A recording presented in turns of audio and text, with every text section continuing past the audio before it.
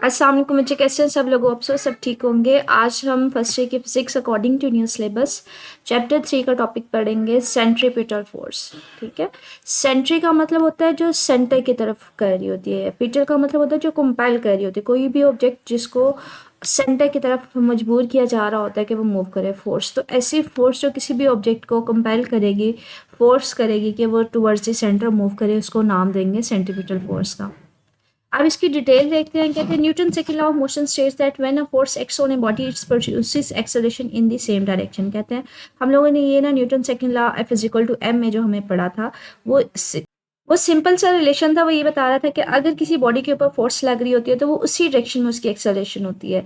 Like अगर मैं आपसे बात करूं कि फॉर एग्जाम्पल ये एक बॉक्स है जिसके ऊपर ये पर्सन जो है वो फोर्स लगा रहा है, तो ये बॉक्स इसी डायरेक्शन में आगे की तरफ मूव करेगा। डायरेक्शन चेंज नहीं होगी, सिर्फ और सिर्फ क्या होगा, उसका एक्सेलरेशन चेंज हो जाएगा, वो आगे की तरफ उसी डायरेक्शन में लेकिन थोड़ी सी ज़्यादा एक्सेलरेशन के साथ मूव करेगा। इसी तरह फॉर एग्जाम्पल ये एक गाड़ी है जो स्ट्रेट जा रही है, अगर इसके ऊपर फोर्स लग रही है, आप पेट्रोल वगैरह को बंद करवा के इसके ऊपर फोर्स लगा रहे हैं, तो इसकी एक्सेलरेशन भी इसी डायरेक्शन में होगी, स्ट्रेट लाइन नहीं होगी, मतलब डायरेक्शन चेंज नहीं होती। तो यहाँ पे ये कह रहा है कि न्यूटन सेकंड लॉ हमें ये बता रहा है कि अगर किसी ऑब्जेक्ट के ऊपर फोर्स लगा रहे थे तो हमारे पास बॉडी जो है वो उसी डायरेक्शन में एक्सेलरेशन करवा रही थी, मतलब उसकी डायरेक्शन चेंज नहीं हो रही थी, सिर्फ और सिर्फ चेंज क्या हो रही थी, मैग्नीट्यूड चेंज हो रही थी। ये सिंपल सी सिचुएशन थी जो अभी तक हम न्यूटन सेकंड लॉ में डील कर रहे थे। कहते हैं अब हम सिचुएशन डील करते हैं डिफरेंट केस की, जब आपके पास जो फोर्स है वो हमारे पास वेलोसिटी के अगर परपेंडिकुलर डायरेक्शन में लग रही हो, फिर क्या होगा। लाइक ये अगर हमारे पास कोई ऑब्जेक्ट है जो यहाँ पे अटैच्ड है, लाइक ये जो सर्कुलर मोशन, यहाँ पे एक पर्सन की एग्जांपल दिखाई हुई है कि उसने क्या किया हुआ है कि एक धागे की मदद से ना एक यहाँ पे स्टोन को टाई किया हुआ है, बांधा हुआ है, और इस हाथ से पकड़ के ना इसको गोल गोल घुमा रहा है, सर्कल में मूव करवा रहा है।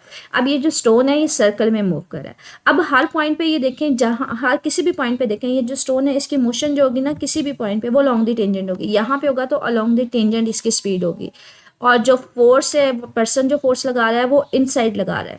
अब वेलोसिटी के दरमियान और फोर्स के दरमियान जो एंगल है वो 90 डिग्री है। तो कहते हैं अगर कोई फोर्स लग रही है परपेंडिकुलर टू द वेलोसिटी, एक चीज़ याद रखिएगा, प्रीवियस लेक्चर में हमने देखा था अगर कोई ऑब्जेक्ट सर्कल में मूव कर रहा होता है तो किसी भी पॉइंट पे जो वेलोसिटी की डायरेक्शन होती है वो अलॉन्ग द टेंजेंट होती है। तो अगर इस पॉइंट पे अलॉन्ग द टेंजेंट है, फोर्स उसके ऊपर इनसाइड लग रही है, तो ये दोनों एक दूसरे के क्या है, परपेंडिकुलर है। कि अगर फोर्स आपके पास जो पर्सन है तो उसको अंदर की तरफ खींच रहा है ना, तो अगर फोर्स और वेलोसिटी एक दूसरे के परपेंडिकुलर डायरेक्शन में हो तो हमारे पास हर पॉइंट के ऊपर जो वेलोसिटी की डायरेक्शन है वो चेंज होगी, लेकिन सेम स्पीड जो है वो सेम रहती है। क्या यहाँ पे अगर फॉर एग्जांपल सीधा जाना चाह रहा था ऑब्जेक्ट, लेकिन आपके पास फोर्स इनसाइड थी, तो उसकी डायरेक्शन चेंज हो जाएगी, वो यहाँ पे आ जाएगा, थोड़ा सा बेंड हो जाएगा, यहाँ पे आ जाएगा।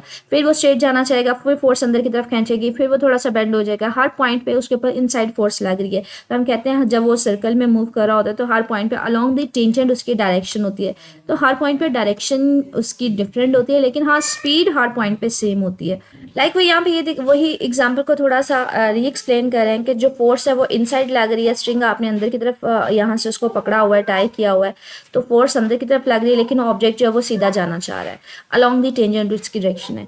तो ये फोर्स क्या करती है, इसके पाथ को ना बेंड करवा देती है इनसाइड, तो ये सीधा नहीं जाता बल्कि अलॉन्ग दी सर्कल मूव कर जाता है। क्यों? क्योंकि फोर्स हमेशा हमारे पास क्या लग रही होती है, इनसाइड लग रही होती है। तो हम कहते हैं एक्सेलरेशन जो है वो फोर्स जो है एक्सेलरेशन इनसाइड दी सर्कल आपको प्रोवाइड कर रही है।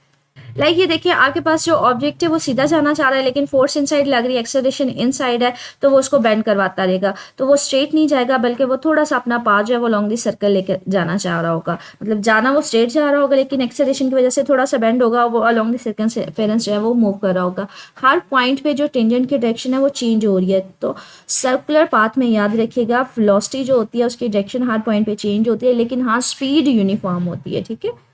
कहते हैं सपोज करें कि आपने यही एग्जाम्पल एक बच्चे की है कि जिसने एक धागे की मदद से स्टोन को बांधा हुआ है, उसको घुमा रहा है। सपोज करें कि अगर स्ट्रिंग जो है वो स्नैप्ड हो जाए, मतलब कहीं पे टूट जाए, तो कहते हैं अगर वो टूट जाएगा तो वो कंटिन्यू नहीं करेगा अपनी मोशन को सर्कुलर पाथ में, बल्कि वो जिस सेक्शन में था, अगर फॉर एग्जाम्पल यहाँ पे था, तो वो लॉन्ग दी टेंजेंट ही आगे जाकर टूट के गिर जाएगा। तो वो सर्कल में मूव नहीं करेगा, क्योंकि जो फोर्स आप लगा रहे थे धागे की मदद से, अगर वो धागा ही टूट गया तो कोई फोर्स तो अंदर उसको खींचेगी नहीं, तो फिर वो ऑब्जेक्ट है वो आगे जाके उसी डायरेक्शन में लॉन्ग दी टेंजेंट जाके टूट के गिर जाएगा।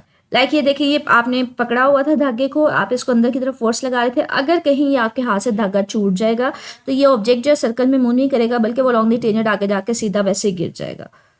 वो इसी चीज़ को कह रहा है कि स्ट्रेट लाइन के अलॉन्ग जो अलॉन्ग द टेंशन जो है वो धागा जाके गिर जाएगा, वो अलॉन्ग द सर्कल मूव नहीं करेगा। कहते हैं इसका मतलब है अगर आपने किसी भी ऑब्जेक्ट को सर्कल में मूव करवाना है तो आपको मुसलसल एक फोर्स देनी पड़ेगी जिसकी डायरेक्शन क्या होगी, टुवर्ड्स द सेंटर होगी। वो फोर्स क्या कर रही होती कि कहीं पे भी ऑब्जेक्ट जो है अलॉन्ग द टेंजेंट जाना चाह रहा है वो उसके पाथ को बेंड करवा देती कि वो अलॉन्ग द सर्कल मूव करे।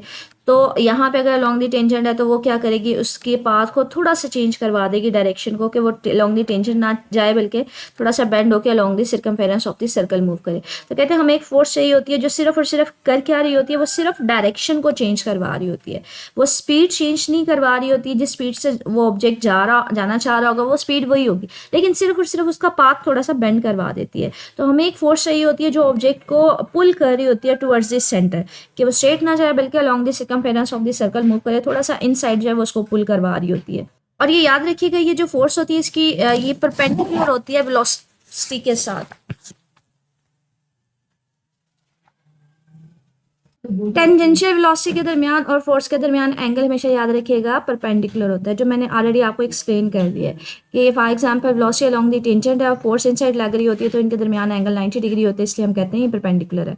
अच्छा, ये आपके पास एग्जैक्टली प्रॉपर डेफिनेशन है जो अभी तक हम एक्सप्लेनेशन करते आए हैं, उसी चीज़ को वो प्रॉपरली एक्सप्लेन कर रहा है डेफिनेशन की फॉर्म में। The force needed to bend the straight path of a particle in a circular path is called the centripetal force. कि ऑब्जेक्ट हर पॉइंट पे स्ट्रेट जाना चाह रहा होता है, अलॉन्ग द टेंजेंट जा रहा होता है, लेकिन जो फोर्स उसके पाथ को बेंड करवा देती है टुवर्ड्स द सेंटर, उसको हम नाम दे देते हैं सेंटीपीटल फोर्स का। अच्छा, यहाँ पे हम इस फार्मूले को बच्चे ड्राइव नहीं कर रहे, सिर्फ उसका डायरेक्टली फार्मूला लिख रहे हैं कि हम लोगों ने फार्मूला लिखा है C is equal to M में हम यूजुअली पढ़ते हैं, लेकिन यहाँ पे हम सेंटीपीटल फोर्स लेंगे क्योंकि फोर्स जो है वो इनसाइड है, वो टूवर्ड्स द सेंटर लग रही है, तो फिर एक्सेलरेशन भी हम क्या लेंगे, वो भी हम लोग सेंटीपीटल एक्सेलरेशन लेंगे। और सेंटीपीटल एक्सेलरेशन बच्चे हमारे पास v² के इक्वल होता है। मैंने आपसे ये बात की कि हम इसको ड्राइव नहीं करें, हम इसको डायरेक्ट लिख रहे हैं। अच्छा, जो प्रीवियस हमारे पास फर्स्ट ईयर की बुक थी, सिलेबस चेंज हो गया, उसमें ये डेरिवेशन थी, यहाँ पे डेरिवेशन नहीं है तो इसलिए इसको डायरेक्टली लिख रहे हैं। तो ये हमारे पास आ जाता है mv²/r। अब हमने एक रिलेशन पढ़ा था लीनियर और एंगुलर वेलोसिटी के दरमियान, v is equal to R omega. तो आप v is equal to R omega जो है ना, यहाँ पे v की बजाय आर ओमेगा लिख देंगे तो r² ओमेगा स्क्वायर आ जाएगा, एक आर ऊपर से नीचे खत्म हो जाएगा, बाकी क्या बचेगा, m r ओमेगा स्क्वायर। मतलब बच्चे इसको यहाँ पे एक स्टेप मिसिंग है। मतलब ये देखें, आपने v की जगह आर ओमेगा लिखा तो r² ओमेगा स्क्वायर आ जाएगा डिवाइडेड बाय r, एक स्क्वायर इसके साथ खत्म हो जाएगा, बाकी ऊपर सिर्फ एक आर बच जाएगा। तो ये एंगुलर हमारे पास सेंटीपीटल फोर्स है फॉर दी एंगुलर रोटेशन, ठीक है, क्योंकि आपके पास लीनियर वेलोसिटी तो नहीं आनी चाहिए। सेंटीपीटल फोर्स है तो ऑब्जेक्ट हमारे पास सर्कल में मूव कर रहा होता है ना टुवर्ड्स द सेंटर, हमारे पास सर्कुलर पाथ शो कर रहा होता है, तो आपको लीनियर वेलोसिटी लेने की बजाय बेटर ऑप्शन है कि आप एंगुलर वेलोसिटी ले लें। इसलिए हमने जो रिलेशन था यहाँ पे उसको यूटिलाइज करके इसका फार्मूला निकाल दिया फॉर दी सर्कुलर मोशन। ये सेंटीपीटल फोर्स थी जिसमें आपको वो सिर्फ और सिर्फ यहाँ पे एग्जांपल समझाने की ट्राई कर रहे हैं कि आपने एक धागे की मदद से स्टोन को बांधा हुआ इसको सर्कल में घुमा रहे हैं। कीप दिस इन माइंड कि जब भी आप सर्कल में घुमाते हैं तो आप इन साइड जो फोर्स दे रहे होते हैं, वो फोर्स बेसिकली कोई भी पॉइंट है उसका जो पाथ अलॉन्ग द टेंजेंट होता है उसको बेंड करवा रही होती है। तो वो इसी चीज़ को बार बार अगेन एक्सप्लेन करने की ट्राई कर रहे हैं, ठीक है। तो ये इसकी डेफिनेशन है प्रॉपर कि आप अगर स्ट्रेट पाथ है उसको बेंड करवाना चाह रहे हैं तो वहाँ पे आपको फोर्स देनी पड़ेगी, अगर वो फोर्स नहीं देंगे तो वो टूट जाता है। तो ये इस फोर्स को हम सेंटीपीटल फोर्स देते हैं। तो आपने बेसिकली ऊपर वाला पैसेज करना हुआ तो कर लीजिएगा, अदरवाइज आप इसकी सिर्फ ये डेफिनेशन करेंगे, ये फार्मूला और एंगुलर फॉर्म में करेंगे, ठीक है। आगे हमारे पास है कि आपके डेली लाइफ एग्जाम्पल्स कोई जिसमें सेंटीपीटल फोर्स जो है ऑब्जेक्ट सर्कल में मूव कर रहे हो, आपके पास वहाँ पर अगर कोई ऑब्जेक्ट जो है वो सर्कल में मूव कर रहे हैं तो वहाँ पर सेंटीपीटल फोर्स को प्रोवाइड कर रहा होता है। तो ये कुछ एग्जाम्पल हैं जिसमें हम देखेंगे सेंटीपीटल फोर्स कहाँ से आ रही होती है अगर ऑब्जेक्ट जो है वो सर्कल में मूव कर रहा है। कहते हैं when a ball is reeled by in a horizontal circle with the help of the string, the tension in the string provides the necessary centripetal force. तो वो देखते हैं लाइक इसमें कह रहा है कि एक पर्सन है, उसने एक स्ट्रिंग के जरिए यहाँ पे एक ऑब्जेक्ट को टाई किया हुआ है, वो इसको ना हॉरिजॉन्टल सर्कल में मूव करवा रहा है। मतलब ये हॉरिजॉन्टल सर्कल होता है बच्चे, ठीक है। अगर वो इस तरह से हो वर्टिकल में तो फिर वर्टिकल सर्कल होता है, लेकिन ये हॉरिजॉन्टल है, वो उसको रोटेट करवा रहा है। तो यहाँ पे जो फोर्स मिल रही है उसको सेंटीपीटल फोर्स, वो बेसिकली इसमें धागे में जो टेंशन है ये पर्सन अपने हाथ से प्रोवाइड कर रहा है। तो इस धागे में एक टेंशन सी होगी, वो टेंशन फोर्स बेसिकली इसको सर्कल में घुमा रही होती है, वो उसको सेंटीपीटल फोर्स दे रही होती है। अच्छा, इस तरह का जो सर्कल होता है ना हमारे पास, ये वर्टिकल सर्कल होता है, और जैसे मैंने अभी आपको दिखाया वो वाला सर्कल हमारे पास, ये वाला सर्कल, ये हॉरिजॉन्टल सर्कल होता है, ठीक है। तो यहाँ पे हॉरिजॉन्टल सर्कल की बात हो रही है कि वो उसको घुमा रहा है धागे की मदद से, ऑब्जेक्ट को टाई किया हुआ, तो इस धागे में जो टेंशन होगी जो बेसिकली ये पर्सन प्रोवाइड कर रहा होता है, उसकी वजह से उसको सेंटीमीटर फोर्स मिल रही होती है। दूसरी एग्जाम्पल है, कहते हैं for an object placed on A turn table the friction is the centimetre force, के अगर आपने ऑब्जेक्ट है उसको टर्न टेबल के ऊपर रखा हुआ है तो ऑब्जेक्ट के दरमियान और टेबल के दरमियान जो फ्रिक्शन होगी उसकी वजह से उसको सेंटीमीटर फोर्स मिल रही होगी। ये देखें, ये एक टर्न टेबल है, मतलब ये अपनी जगह पे रोटेट कर सकते हैं। आपने इसके यहाँ पे एक ऑब्जेक्ट रखा हुआ है, इस ऑब्जेक्ट के ऊपर डिफरेंट फोर्सेज लग रही होती हैं। वेट फोर्स नीचे की तरफ होती है, टेबल इसके ऊपर अपर डायरेक्शन में एक नॉर्मल फोर्स लगा रहा होता है, लेकिन ये यहाँ पे सर्कल में ही क्यों रोटेट करती रहती है जैसे ये टर्न टेबल रोटेट कर रहा होता है।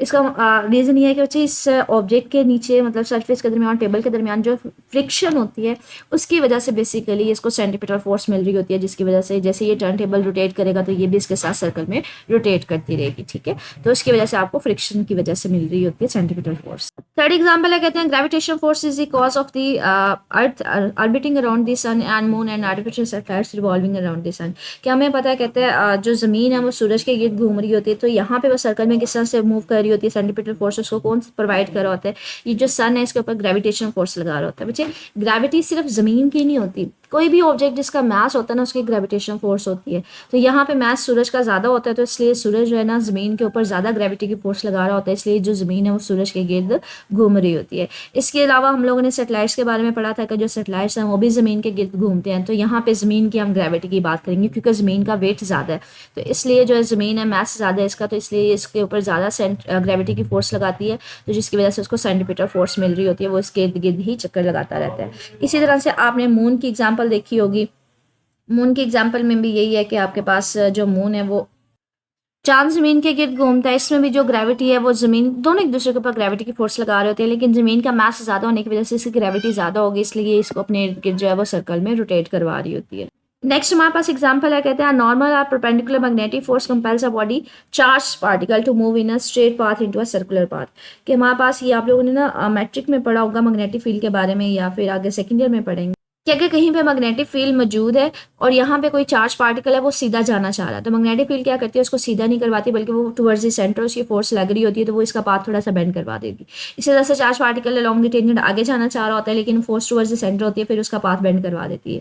तो ये हमारे पास कह लें कि एक तो ये प्रॉपर्टी है मैग्नेटिक फील्ड की, कहीं पे भी अगर मैग्नेटिक फील्ड मौजूद होगी, अगर पार्टिकल स्ट्रेट जाना चाह रहा होगा तो मैग्नेटिक फील्ड की वजह से इसके ऊपर एक फोर्स लग रही होगी जो इसका स्ट्रेट नहीं जाने देगी बल्कि पाथ थोड़ा सा बेंड करवा देगी, क्योंकि वो टुवर्ड्स ही सेंटर होती है, तो वो उसको सर्कल में मूव करवा रही होती है। हर पॉइंट पे वो स्ट्रेट जाना चाह रहा होता है लेकिन वो स्ट्रेट नहीं जाता, वो हमारे पास टुवर्ड्स द सेंटर मूव कर रहा होता है, सर्कल में मूव कर रहा होता है। तो ये हमारे पास आगे डिटेल में हम सेकेंड ईयर में पढ़ेंगे भी मैग्नेटिक फोर्स को, मैग्नेटिक फील्ड को and so on. Last example है, कहते हैं when a vehicle takes a turn on a road, कि अगर फॉर एग्जांपल ये कोई गाड़ियां वो टर्न करना चाह रही हैं, it also needs centimetre force which is provided by the friction between the tyres and the road. If the road is slippery that at high speed then friction may not be sufficient. कहते हैं for example आपके पास एक गाड़ी है जो turn लेना चाह रही है, ठीक है, तो यहाँ पे जो इस गाड़ी के टायर के और रोड के दरमियान फ्रिक्शन होती है ना, उसकी वजह से इसको सेंटीमीटर फोर्स मिल रही होती है, वो टर्न ले लेती है। लेकिन अगर ये फ्रिक्शन ठीक नहीं होगी, मतलब कम होगी, तो ये टर्न नहीं लेगी बल्कि ये सीधी चली जाएगी, तो वहाँ पे एक्सीडेंट्स हमारे पास हो सकते हैं। ये उसी एग्जाम्पल को बता रहा है कि इस गाड़ी के टायर के दरमियान जो रोड के दरमियान फ्रिक्शन होगी उसकी वजह से ये रोटेट करेगी, लेकिन अगर फ्रिक्शन नहीं होगी तो ये लॉन्ग दी टेंजेंट सीधी मूव कर जाएगी, तो वहाँ पे एक्सीडेंट पॉसिबल है। तो यहाँ पे इसी चीज़ को एक्सप्लेन करा है कि अगर फ्रिक्शन वहाँ पे बहुत ज़्यादा नहीं है, सफिशिएंट नहीं है कि वो आसानी से टर्न ले सके, फिर क्या होगा, वो along the straight line move कर जाएगी और वहाँ पे एक्सीडेंट होने के चांसेस हैं, उलटने के चांसेस है। गाड़ी जो है वो टॉपल का मतलब होता है वहाँ पे एक्सीडेंट हो जाएगा, गाड़ी उलट जाएगी, मतलब वो सीधी अलॉन्ग दी टेंजेंट चली जाएगी, तो वो पॉसिबल नहीं है। तो कहते हैं इसको ओवरकम करने के लिए जो हाईवे रोड है ना उसको बैंक किया जाता है, बैंक ऑन टर्न्स, जहाँ पे आपने टर्न लेना होता है ना उसको बैंक किया जाता है। बैंक का मतलब क्या होता है बच्चे, जो गाड़ियाँ रोड होती है ना उसकी एक साइड जो है ना वो थोड़ी सी हाई रख दी जाती है, थोड़ी सी स्लाइटर सी हाई रखी जाती है। तो वो बैंकिंग ऑफ रोड को यहाँ पे ये बता रहा है कि हमारे पास क्या होता है, the outer edge of the track is kept slightly higher, कि अगर कोई ट्रैक है मतलब टर्न आप ले रहे हैं तो वहाँ पे क्या होता है, जो आउटर साइड होती है ना उसको थोड़ा सा हाई रखा जाता है, इसको कहते हैं बैंकिंग ऑफ रोड, ठीक है। इनर साइड थोड़ी सी नीचे होती है, आउटर साइड थोड़ी सी अपर होती है, ताकि अगर वो जा भी रही है थोड़ा फ्रिक्शन नहीं भी अवेलेबल मतलब कम है तो वो अलॉन्ग द टेंजेंट ना जा सके, मतलब वो वहाँ पे एक्सीडेंट के ज़्यादा चांसेस ना हो, थोड़ी बहुत वहाँ पे प्रॉब्लम हो जाए, लेकिन वो बिल्कुल ही आउट ऑफ द वे ना चली जाए गाड़ी। तो ये बैंकिंग ऑफ रोड आपके पास शॉर्ट क्वेश्चन में आ भी सकता है। ये बेसिकली बैंकिंग ऑफ रोड होती क्या है, ये आपके पास होता है कि आउटर एज जो रोड का होता है वो हमारे पास थोड़ा सा स्लाइटली हाई रखा जाता है as compare to the inner edge, तो इसको बैंकिंग ऑफ रोड बोलते हैं। ठीक है, तो ये हमारे पास कुछ एग्जांपल्स हैं जिसमें ऑब्जेक्ट अगर सर्कल में मूव कर रहा है तो वहाँ पे बता रहा है कि हमारे पास सेंटीपीटल फोर्स कहाँ से आ रही है। कहीं पे तो फ्रिक्शन, सबसे पहले हमने देखा कि अगर आप कंसीडर करें, आप ऑब्जेक्ट को सर्कल में रोटेट करवा रहे हैं धागे की मदद से बांध के, तो जो धागे को आप टेंशन दे रहे हैं, मतलब फोर्स जो टेंशन प्रोड्यूस हो रही है धागे में, वो सेंटीमीटर फोर्स दे रही है। फिर हमने देखा हमारे पास जो है अगर ज़मीन चांद सूरज के गिर्द घूम रही है, चांद तारे वगैरह जो है ज़मीन के गिर्द घूम रहे हैं, तो उनको ग्रेविटेशनल फोर्स की वजह से सेंटीमीटर फोर्स मिल रही है। तो ये कुछ आपने उसकी देखी है कि सोर्सेज कहाँ कहाँ से आ रहे हैं। आप कहते हैं जो एप्लीकेशंस क्या हैं सेंटीमीटर फोर्स की, कि सेंटीमीटर फोर्स को यूज़ कहाँ पे किया जाता है। कहते हैं सेंटीमीटर फोर्स के हम लोग डिफरेंट यहाँ पे एडवांटेजेस देखेंगे। कहते हैं अभी तक हमने ये पढ़ा कि अगर ऑब्जेक्ट के ऊपर आप सेंटीमीटर फोर्स लगाएंगे तो वो सर्कल में मूव करेगी, अदरवाइज वो सर्कल में मूव नहीं करेगी। अगर सेंटीमीटर फोर्स इनफ नहीं होगी तो वो क्या करेगा, वो हमारे पास सर्कल में मूव नहीं करेगा बल्कि सर्कल से अवे चला जाएगा। तो ये बेसिक प्रिंसिपल है जो डिफरेंट आगे हम लोग इंस्ट्रूमेंट्स देखेंगे। सबसे पहले हमारे पास है सेंट्रीफ्यूज। ये सेंट्रीफ्यूज होता है कि इसका वर्किंग प्रिंसिपल देखते हैं।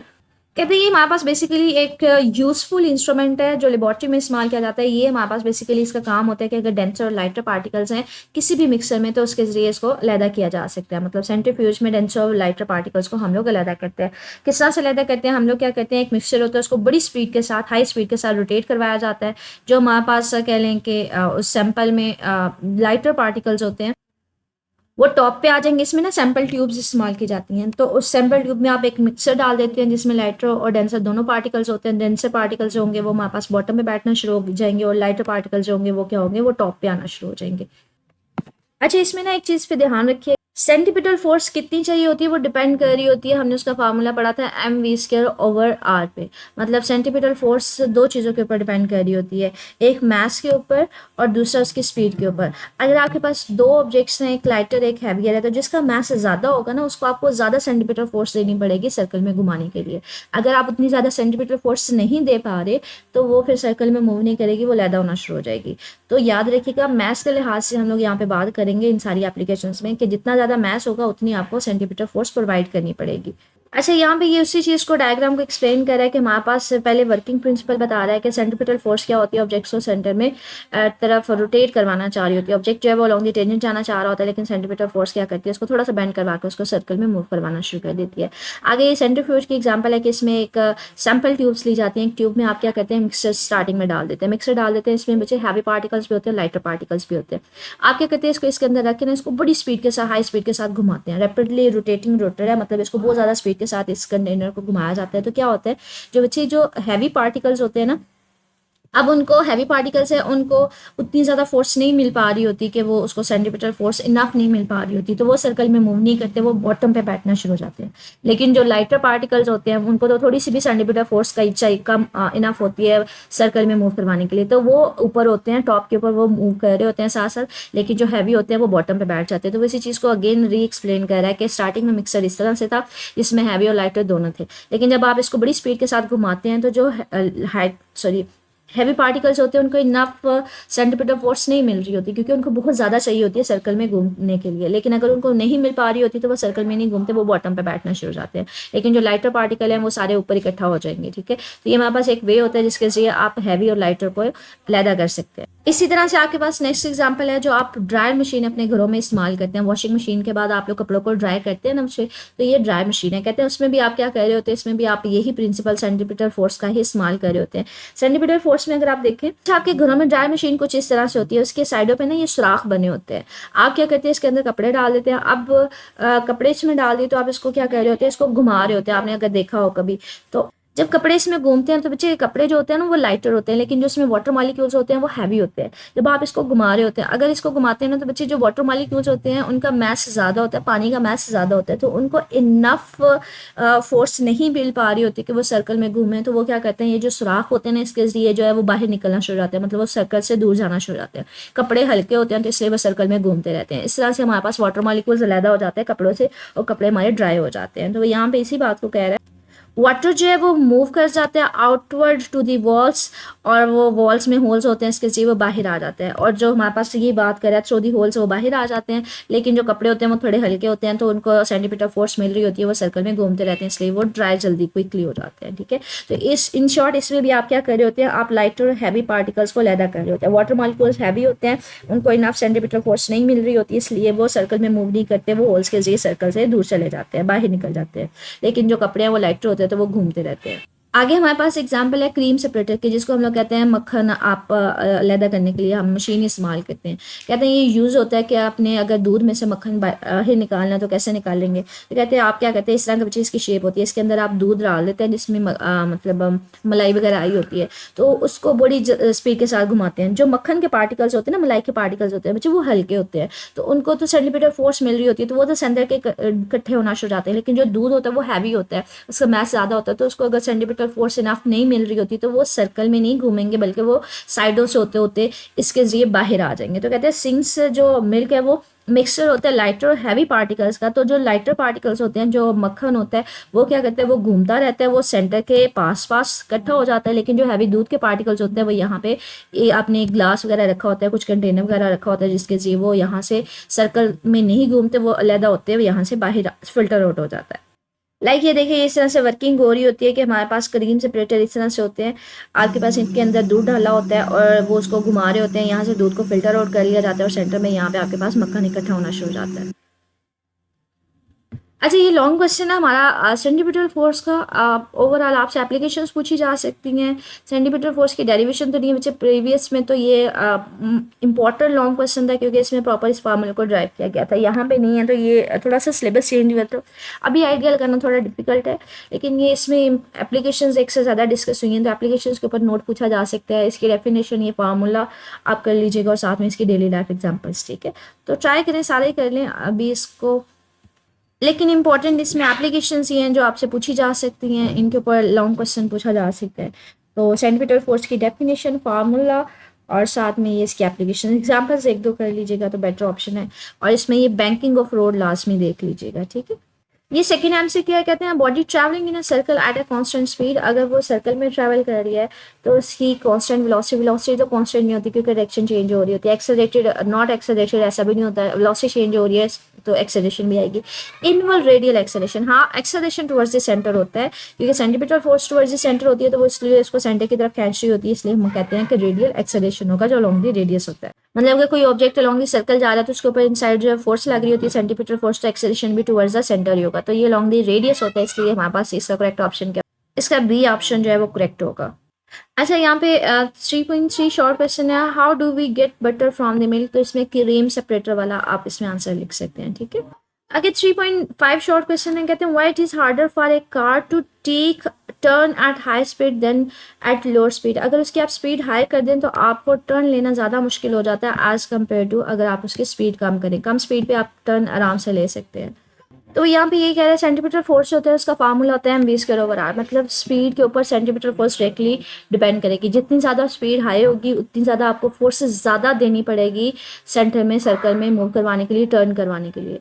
और वो स्पीड आप यूजुअली क्या कर रहे होते हैं, जो टायर्स के दरमियान और रोड के दरमियान फ्रिक्शन होती है उसके जरिए प्रोवाइड कर रहे होते हैं। तो कहते हैं अगर मैं स्पीड बहुत ज़्यादा करूँगी तो आपको उतनी ज़्यादा स्पीड फोर्स भी प्रोवाइड करनी पड़ेगी, तो much greater force is needed to take the turn. आपको बहुत ज़्यादा फोर्स देनी पड़ेगी जो इजीली अवेलेबल नहीं होती। इसके कंपैरिजन में अगर हम बात करें कि हम लोग लो स्पीड पे रखें तो वो इजीली टर्न कर सकती है। अगर हाई स्पीड पे है तो फोर्स भी ज़्यादा देनी पड़ेगी, और फोर्स हमें पता है कि फ्रिक्शन की वजह से अवेलेबल होती है। अगर फ्रिक्शन वो उतनी ज़्यादा आपके पास इनफ प्रोवाइडेड ना हो तो आपके पास एक्सीडेंट के चांसेस ज़्यादा होते हैं, इसलिए जो टर्न है वो स्लो स्पीड के साथ लेना चाहिए। आगे हमारे पास शॉर्ट क्वेश्चन है, कहते हैं why is the acceleration of a body moving uniformly in a circle directed towards the centre. जो एक्सेलरेशन होता है वो टुवर्ड्स द सेंटर क्यों होता है, क्योंकि बच्चे आपके पास जो फोर्स सेंटीमीटर फोर्स होती है वो भी तो टुवर्ड्स द सेंटर लग रही होती है ना। तो यहाँ पे ये कह रहे हैं न्यूटन सेकंड लॉ के अकॉर्डिंगली जिस सेक्शन में फोर्स लगती है उसी डायरेक्शन में एक्सेलरेशन होता है, और जो सेंटीमीटर फोर्स होती है वो तो टुवर्ड्स द सेंटर होती है, इसलिए एक्सेलरेशन भी टुवर्ड्स ही क्या होगा, सेंटर ही होगा। अच्छा, हमारे पास शॉर्ट क्वेश्चन है 3.7 कंस्ट्रक्टेड रिस्पॉन्स क्वेश्चन है, कहते हैं in uniform circular motion what are the average and velocity and average acceleration for one revolution. अच्छा, सर्कुलर मोशन में क्या होता है, ऑब्जेक्ट जहाँ से स्टार्ट करता है पूरा सर्कल रोटेट करने के बाद वहीं पे आ जाता है। एवरेज वेलोसिटी कैसे डिफाइन करते हैं, total displacement change in displacement divided by total time. अब जहाँ से स्टार्ट हुआ वहीं पे आ गया तो डिस्प्लेसमेंट तो मुझे चेंज नहीं होगा ना, तो डिस्प्लेसमेंट का उसमें जो चेंज आएगा वो क्या होगा, जीरो होगा पूरा चक्कर लगाने के बाद, तो इसलिए वो जीरो आ जाएगा, zero divided by delta T वो जीरो ही होता है। इसी तरह एक्सेलरेशन है, अगर ऑब्जेक्ट यहाँ से स्टार्ट हो रहा है तो दोबारा से पूरा चक्कर काट के वो इसी जगह पे आ जाता है। अगर वेलोसिटी में चेंज नहीं आ रहा, वेलोसिटी हमारे पास जीरो है, तो हमारे पास फिर एक्सेलरेशन भी क्या होगा, वो भी जीरो होगा। मतलब टोटल चेंज की बात करें, हाँ दरमियान में तो हमें पता है हर पॉइंट पे अलॉन्ग दी टेंजेंट वेलोसिटी की डायरेक्शन होती है, अगर स्टार्टिंग और इनिशियल पॉइंट एक ही है तो फिर उसमें तो चेंज ना हुआ, टोटल हम बात कर रहे हैं। So total change in velocity क्या होगी, वो जीरो होगी, इसलिए एवरेज एक्सेलरेशन भी जीरो होता है। अच्छा, आगे वो कुछ सिचुएशंस दे रहे हैं 3.10 में, कहते हैं सेंटीमीटर फोर्स कहाँ कहाँ से प्रोवाइड हो रही है। आज सेटेलाइट ऑर्बिटिंग अराउंड दी अर्थ, कि अगर एक सेटेलाइट है वो ज़मीन के गिर्द घूम रहा है तो उसको कहाँ से सेंटीमीटर फोर्स मिल रही है, बच्चों ग्रेविटी जो उसको अपनी तरफ अट्रैक्ट कर रही है तो वहाँ से उसको सेंटीमीटर फोर्स मिल रही है। A stone taking a turn on a level, sorry a car taking a turn on the level road, कि आपके पास एक गाड़ी है वो टर्न कर रही है तो उसको कहाँ से, फॉर एग्जांपल ये टर्न कर रही है गाड़ी तो इसको सेंटीमीटर फोर्स कहाँ से मिल रही है, तो हमने पढ़ा था कि रोड के दरमियान और इस गाड़ी के टायर के दरमियान जो फ्रिक्शन होती है वहाँ से मिल रही होती है। A stone reel in a circle by means of a string, के एक धागा है उसको अगर आप घुमा रहे हैं तो उसको कहाँ से मिल रही है, फॉर एग्जाम्पल एक पर्सन है उसने धागे की मदद से एक स्टोन को बांधा हुआ है उसको घुमा रहा है, तो ये जो धागे में टेंशन प्रोड्यूस हो रही है क्योंकि ये फोर्स लगा रहा है और वो टेंशन की फॉर्म इस धागे में होती है जिसकी वजह से इसको मिल रही होती है। तो ये आज के टॉपिक में हमने पढ़ा भी था। अगर इसका एग्जैक्ट आंसर भी देखें 3.10 का तो वो भी देख लेते हैं। हमारे पास ये है 3.10। तो अगर ज़मीन के गिर्द कोई सेटेलाइट घूम रहा है तो उसको ग्रेविटेशनल फोर्स से है, गाड़ी के केस में friction between the road and tyre है, और स्टोन के केस में जो टेंशन आपके पास स्ट्रिंग में प्रोड्यूस हो रही है। तो ये आज का टॉपिक था, इससे रिलेटेड हमने शॉर्ट क्वेश्चन देखे, एमसीक्यूज देखे, टॉपिक देखा। स्टिल इससे रिलेटेड बच्चे कुछ पूछना हो तो मेरे कमेंट सेक्शन में पूछ लीजिएगा। ओके, अल्लाह हाफिज़।